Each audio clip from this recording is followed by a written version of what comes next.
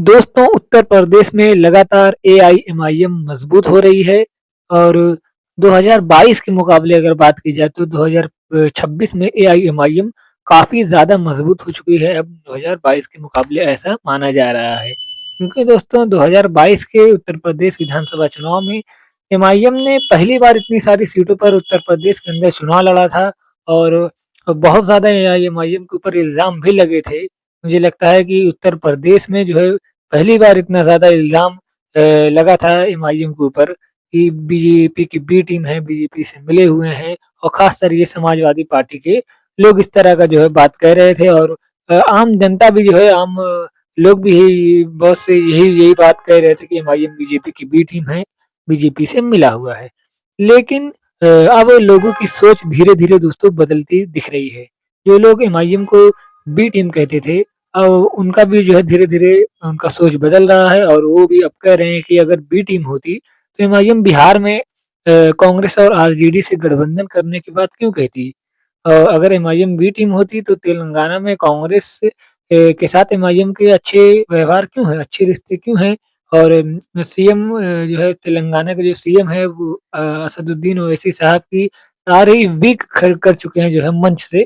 तो इस ऐसा क्यों होता है? और एमआईएम ने एक बढ़िया मैसेज ये भी दिया बिहार में कि हम आरजेडी और कांग्रेस से गठबंधन करना चाहते हैं, एमआईएम की तरफ से ये भी कहा गया।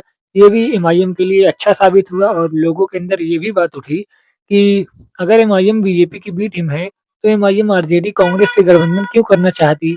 एमआईएम ने कहा था कि आरजेडी और कांग्रेस से हम गठबंधन करने को तैयार हैं, हमको जो है भी गठबंधन में महागठबंधन में शामिल कर लें। लेकिन उन्होंने ही नहीं किया तो इससे एमआईएम ने कहीं न कहीं अपने ऊपर लगे बी टीम के दाग को कहीं न कहीं काफ़ी ज़्यादा धो लिया है।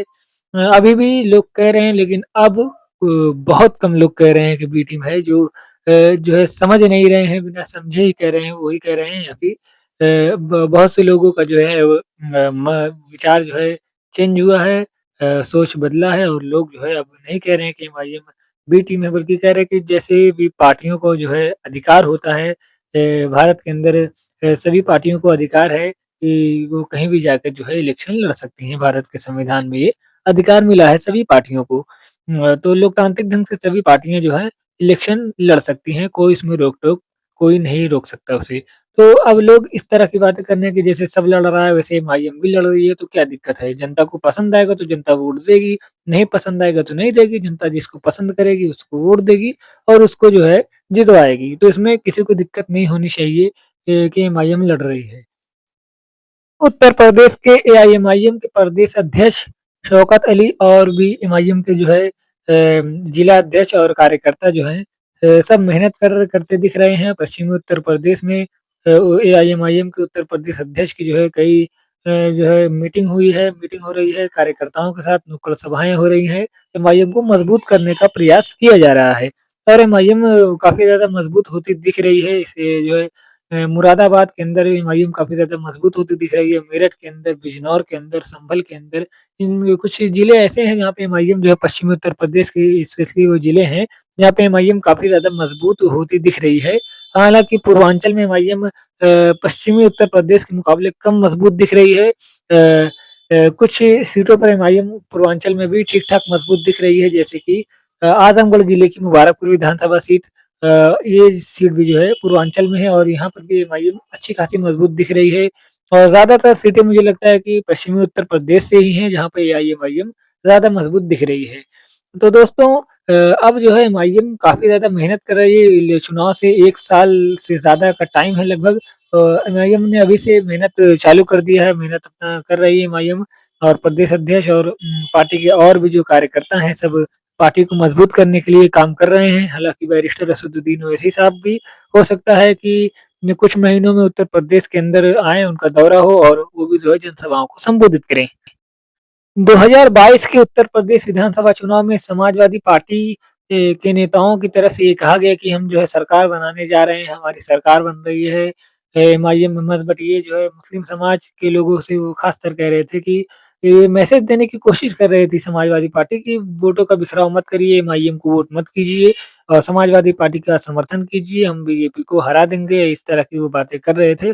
और मुस्लिम समाज भी उसी उनके बात में आ गया और उनको जो है समाजवादी पार्टी को मुसलमानों ने ज़्यादातर अपना वोट दिया और लगभग 80% के करीब मुसलमानों का वोट समाजवादी पार्टी को गया था 2022 में और इसी तरह इसी वजह से जो है समाजवादी पार्टी को 111 सीटें मिली थी।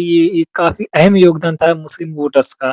तो इस तरह का जो है अब 2027 में मुझे नहीं लगता है कि 2027 के उत्तर प्रदेश विधानसभा चुनाव में समाजवादी पार्टी इस तरह की रणनीति पे अगर काम करेगी तो उतना फ़ायदा होगा एमआईएम को समाजवादी पार्टी को। क्योंकि मुसलमान समाज जो है अब धीरे-धीरे समझ रहा है कि जो है बीजेपी को हराना काफ़ी ज़्यादा मुश्किल है। उत्तर प्रदेश के अंदर समाजवादी पार्टी सिर्फ़ कहती है कि हम बीजेपी को हरा देंगे लेकिन वो हरा नहीं पाती है।